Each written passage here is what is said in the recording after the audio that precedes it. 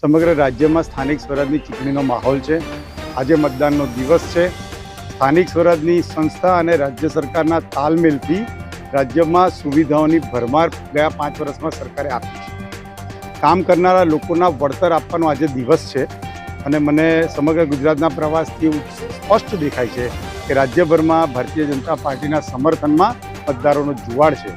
ફરી આવતા 5 વર્ષમાં નગરોને જે મહાનગર બનાવ્યા છે ત્યાં નગરપાલિકાઓ જે અવર્ગની બની છે, તાલુકા જિલ્લા પંચાયતમાં વધુ વિકાસની વણઝાર લઈ અને આવતા 5 વર્ષમાં કામ કરવા માટે સર્વ ભારતીય જનતા પાર્ટીના ઉમેદવારો પણ ઉત્સુક છે। અજયભાઈ, નડિયાદમાં પહેલીવાર મહાનગરપાલિકાની ચૂંટણી યોજાઈ રહી છે, કેવો ઉત્સાહ લાગે છે? કોઈક એક કામ સરકારે એવું કર્યું હોય જેનાથી નગરની દરેક શ્રેણીમાં રહેતો નાગરિક એનો લાભાર્થી બન્યો હોય તો નગરને મહાનગર બનાવવાનું કામ છે।